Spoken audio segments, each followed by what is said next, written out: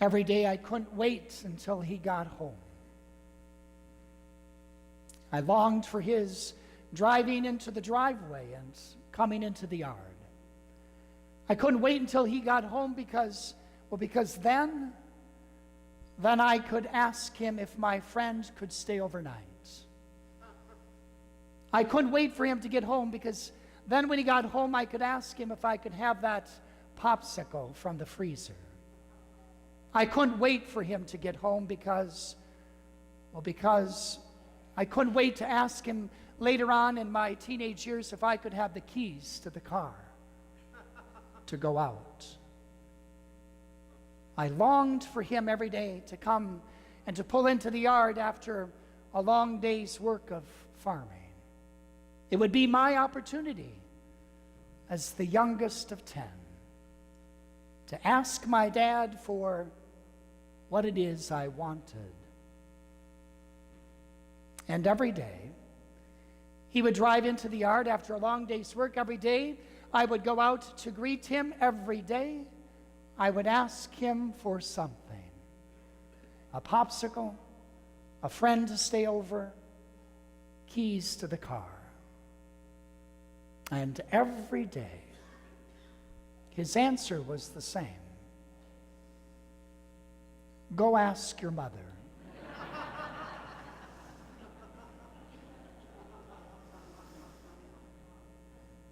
It's not the answer I was looking for, because I had already asked my mother, and the answer was already no. Go ask your mother. My, was I a slow learner. You would think I would have caught on after the first couple of years, but no. I guess I'm a hopeless optimist, always hoping that maybe he would say yes. But it was always, go ask your mother. Now, you and I, in our sophisticated day and age, would say that my dad was simply passing the buck. And indeed, he was. But why did he do it? Well, because he was my first experience of somebody who taught with authority and not like the scribes.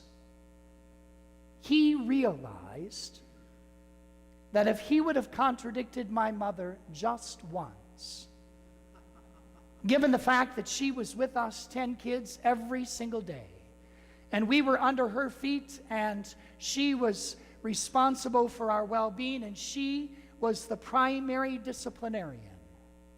And he knew that if he would just contradict her just once, what we would have in our household would be nothing short of,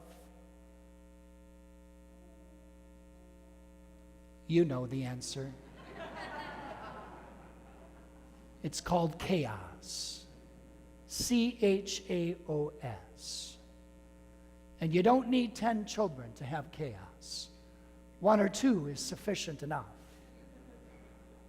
But nonetheless, there was something, as I look back on that lived experience, that I admire about my dad. And the reason I say that he taught with authority by honoring the role that my mother had as the primary disciplinarian and not wishing to contradict her, but rather respecting her role. The reason I say that he taught with authority is because in the gospel today we're told that Jesus taught with authority. It was a whole new teaching for the people that were listening to him speak as he was driving out demons, as his fame was spreading everywhere. Why? The reason why Jesus taught with authority, the same reason why my dad spoke with authority, was because they had 2 things. 2 things are necessary for you and I to be authoritarians: a clear vision and lived experience. A clear vision and some lived human experience. That oftentimes, isn't it true? Isn't that which grants to you and I that authority that we then are able to have, not to lord it over others, but to use that authority to help others, to help raise others, to help love others, to help others and ourselves, period. But we can't speak with authority. We can't even live our lives with that ability unless we, first of all, have a clear vision. The vision of where we're heading. What's this life all about?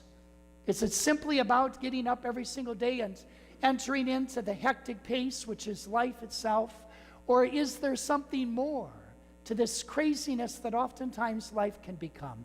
Do we have a vision of where we're heading? Do we have a vision of what we want life to be? Do we have a vision? Period. And Jesus had that. The vision for him was this kingdom that he was ushering in, this kingdom of peace and reconciliation, of love and forgiveness, of mercy, of compassion, and of kindness itself. That was always the vision. And then, because of that vision, through his lived human experience, he realized that even though it's the Sabbath, and even though he's in the synagogue, and even though the law would say and the Torah would say you shouldn't be expelling demons, he did it anyways. He crossed the line, and he did what was not allowed to be done. And he did it not because he was wishing to be defiant, not because he was going to rub it in the scribes and Pharisees' noses. He did it because, again, he had a vision and he had a love for the human race.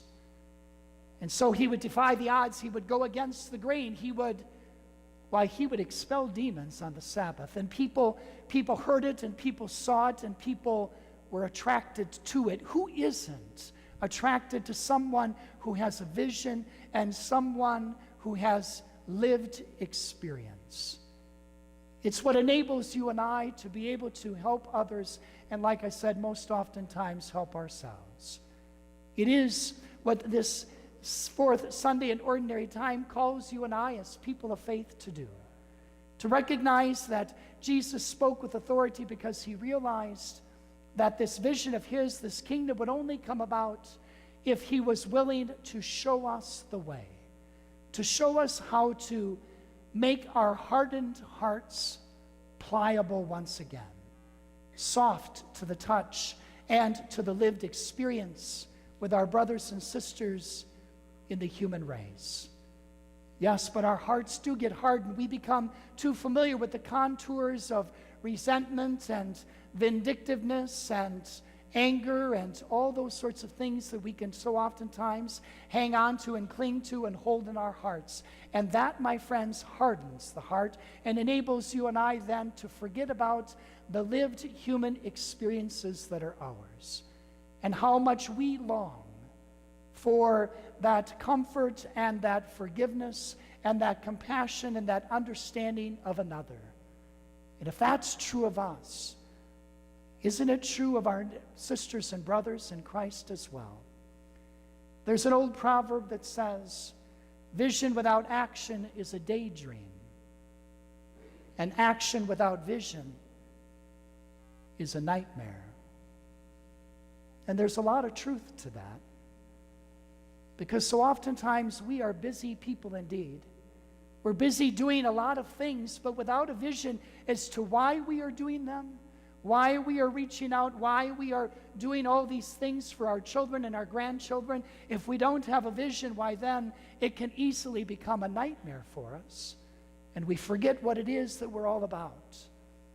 So Jesus comes today, and he speaks to you and I with authority, and he says simply to you and I how much we are loved, how much we are forgiven, and he says, unclean spirits come out. And he takes our hardened hearts and he makes them soft and pliable again, so that you and I then can go out, so that you and I too likewise can speak with authority, that we can share with others a vision of the kingdom that has been handed on to us, and not only share with them the vision, But because of our human lived experience, we can be compassionate and loving and merciful to one another.